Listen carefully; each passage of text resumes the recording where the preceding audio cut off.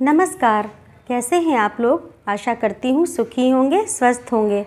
आज मैं आप लोगों के लिए जो कहानी लेकर के आई हूँ उस कहानी का नाम है एक नन्ही मुस्कान और ये कहानी लिखी है गीतांजलि श्री जी ने। चलिए कहानी शुरू करते हैं।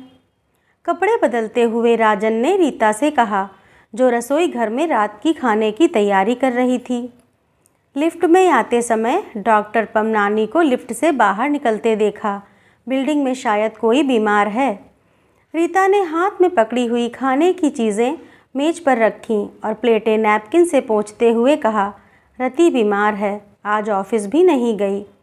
खाने का पहला कौर मुंह में डालते हुए राजन ने कहा, आज ऑफिस में मुझसे काम नहीं हो पा रहा था। ऐसा लग रहा था जैसे तबीयत ठीक नहीं है। रीता ने राजन की ओर जांचती हुई दृष्टि से देखा, फिर खाना खाते हुए कहा, बुधवार की छुट्टी है, आप डॉक्टर से जांच करवा लें। बच्चे क्या कर रहे हैं? पढ़ रहे हैं, टर्मिनल टेस्ट होने वाला है। दोनों चुपचाप खाना खा रहे थे। महानगर का कोलाहल धीरे धीरे कम हो रहा था। रीता ने कहा, भगवान के पास न्याय नहीं है। राजन भीतर ही भीतर जैसे चौंक पड़ा। प्रश्नवाचक दृष्टि से पत्नी की ओर देखने लगा। रीता ने कहा, रति कितनी अच्छी स्त्री है, पर पति कैसा किस्मत में लिखा हुआ था। अच्छे भले खाते पीते घर की लड़की कहाँ आ पड़ी। कहते हैं उसका पति अब रोज पीकर आता है। पता है, तरक्की के बाद रति की तनख्वाह बढ़ गई है। राजन कोई भी उत्तर नहीं सोच सका। वह चुपचाप खाना खाता रहा। दूसरे कमरे से बेटी की पुस्तक पढ़ने की आवाज़ आ रही थी। बात को आगे बढ़ाते हुए रीता ने कहा, रति अब अफसर बन गई है, उसकी तनख्वाह 1000 बढ़ गई है। राजन के चेहरे पर कुछ गंभीरता आ गई, जैसे कोई खास खबर सुनी हो। बेचारी रति सुबह को जल्दी उठकर घर का काम काज करके बच्चों को स्कूल के लिए तैयार करती है। सबको नाश्ता देकर दोपहर का खाना बनाकर पति को देती है और खुद लेकर दफ्तर जाती है। सारा दिन दफ्तर में काम करने के बाद घर लौटने पर फिर काम। रीता के स्वर में स्त्री की पीड़ा छुपी थी। राजन ने कोई उत्तर नहीं दिया। राजन का मन कुछ देर तक अपने भीतर कुछ टटोलता रहा। फिर एकाएक वह चौंक पड़ा। कई दृश्य उसकी आंखों के सामने चलचित्र की तरह घूमने लगे। रोज़ सुबह उठने में देर हो जाने के कारण पहला विचार जो राजन के मन में आता है वह यह कि उसकी रोज वाली बस कहीं छूट ना जाए। वह हर काम जल्दी जल्दी करता है, बार बार घड़ी देखता है, कमोड पर बैठे बैठे ही ब्रश करता है, जल्दबाजी में नाश्ता भी पूरा नहीं करता है, कभी कभी पैंट की जिप लगाना भी भूल जाता है, कई बार पेन मेज पर ही छूट जाता है, बेल्ट भी लिफ्ट में उतरते उतरते बांधता है। रास्ते पर उसके पैर चलते नहीं दौड़ते हैं। उसे अपनी ही फुर्ती पर आश्चर्य होता है। बस स्टॉप पर पहुंचकर रति को वहां लगी लाइन में खड़े देखकर उसे राहत सी होती है। रति का कतार में होना इस बात का संकेत है कि उसकी बस अभी नहीं गई। वह कुछ धीमे चलने लगता है। सोचता है, चिंता करना, अपने आप को रौंदना उसकी आदत बन गई है। फालतू बातें और भ्रम मन में पालना उसके स्वभाव का हिस्सा बन गए हैं। वह बस के बारे में ऐसे सोचता है जैसे वह बस स्टैंड उसकी ज़िंदगी की दौड़ की मंजिल हो। रीता ने कहा, राजन, भगवान ने स्त्रियों का जीवन इतना दुखमय क्यों बनाया है? बदलते हुए इस समय में कहा जाता है कि सब कुछ बदला है, पर स्त्री का भाग्य कहाँ बदला है? राजन कुल्ला करके आ गया था। तौलिए से हाथ पोंछते हुए पूछा, क्या मिस्टर साज नानी बहुत ज़्यादा पीने लगे हैं? रीता ने कहा, सुना है अब तो धंधे पर भी ध्यान नहीं दे रहे हैं। सारा धंधा चौपट हो गया है। अब तो पत्नी की तनख्वाह से ही घर चल रहा है। राजन ने सूखे स्वर में कहा, यह धंधा भी तो रति के पिता ने ही शुरू करवा दिया था। रीता ने उसास भरते हुए कहा, माँ बाप बेटी के लिए 100 आशाएं रखें, 1000 कोशिशें करें, पर किस्मत भी साथ दे तब ना।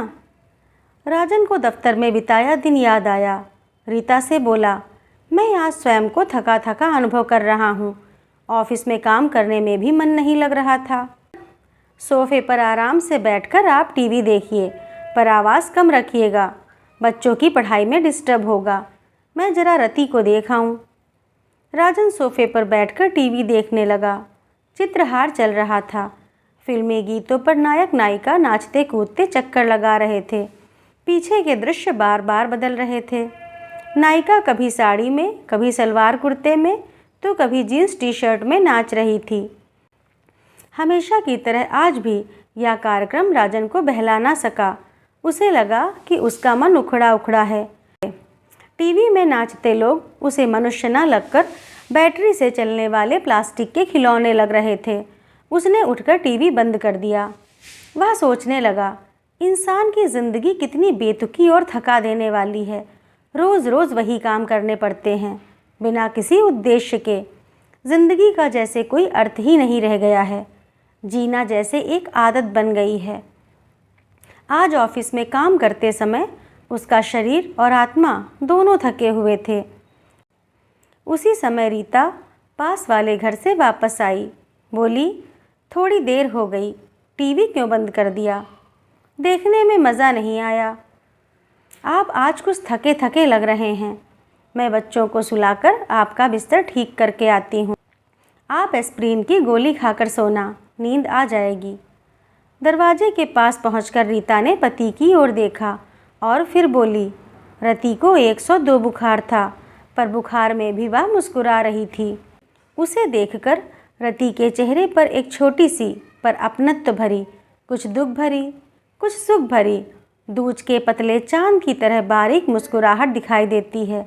राजन जानता है कि यह मुस्कान उसके लिए है और उसके अपने चेहरे पर उसकी जानकारी के बिना मुस्कुराहट तैर जाती है। वह सुबह की सारी तकलीफ़ें, सारी परेशानियां भूल जाता है। जब वह बस में अपनी सीट पर बैठा रहता है और बस शहर की रणभूमि की सेनाओं के बीच रास्ता बनाती, बंधी आँखों वाले घोड़े की तरह दौड़ती रहती है, तब वह नन्ही मुस्कान गुब्बारे की तरह फूलकर उसके हृदय को अनजानी प्रसन्नता से भर देती है। उसके हृदय से प्रवाहित होने वाला रक्त उस मुस्कान को उसके सारे शरीर में फैला देता है। वह भूल जाता है कि रति भी इसी बस में कहीं बैठी है। सिर्फ वह मुस्कान उसके साथ होती है और उसके शरीर में टॉनिक की तरह ताकत और ताजगी का संचार करती रहती है। उसने और रति ने आपस में कभी बात नहीं की है। उन्हें इतना पता है कि वे पड़ोसी हैं, एक दूसरे के पास रहते हैं। उनकी आत्माएं एक दूसरे के इर्द गिर्द फड़फड़ाती रहती हैं।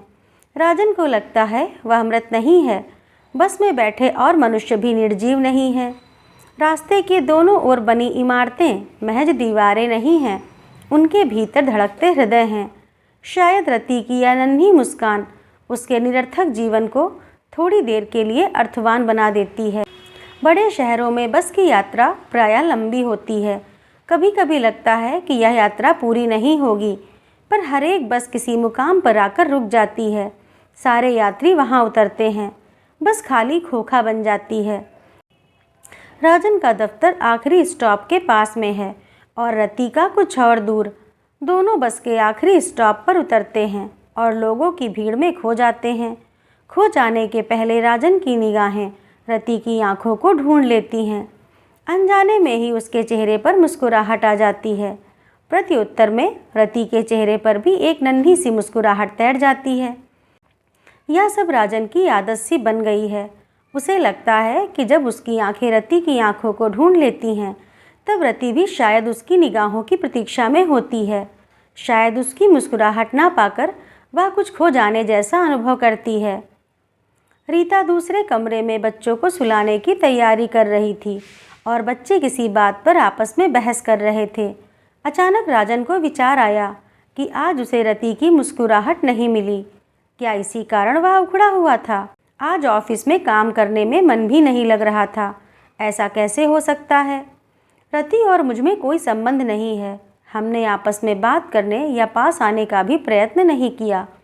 मौका मिलने पर भी हम दोनों बस में कभी पास नहीं बैठे हैं। हम दोनों एक दूसरे के इतना पास या दूर हैं जितने दो तारे। राजन ने स्वयं से पूछा, क्या यह सत्य हो सकता है कि वह मुस्कुराहट मुझे सारे दिन ताजगी देती है? सारा दिन मेरे चारों ओर उसका असर बना रहता है। उसी समय रीता कमरे में आई। बोली, मैंने बिस्तर बिछा दिया है। दोनों सोने के कमरे में आए। राजन ने रोज की तरह पलंग पर बैठते ही टेबल लैंप नहीं जलाया। रीता ने आश्चर्य से पूछा, क्या आज किताब नहीं पढ़ेंगे? राजन की आदत थी कि सोने से पहले वह कुछ देर तक कोई किताब या पत्रिका पढ़ता था। नहीं, उसने कहा और तकिए पर सिर रखकर लेट गया। बत्ती बुझाकर रीता राजन के पास लेट गई। बोली, रति को डॉक्टर कह गया है कि उसे हफ्ते भर तक ऑफिस नहीं जाना चाहिए। राजन अंधेरे में छत की ओर देखते हुए सोचने लगा कि इस सप्ताह रति की मुस्कुराहट पाए बिना उससे ऑफिस में काम कैसे होगा।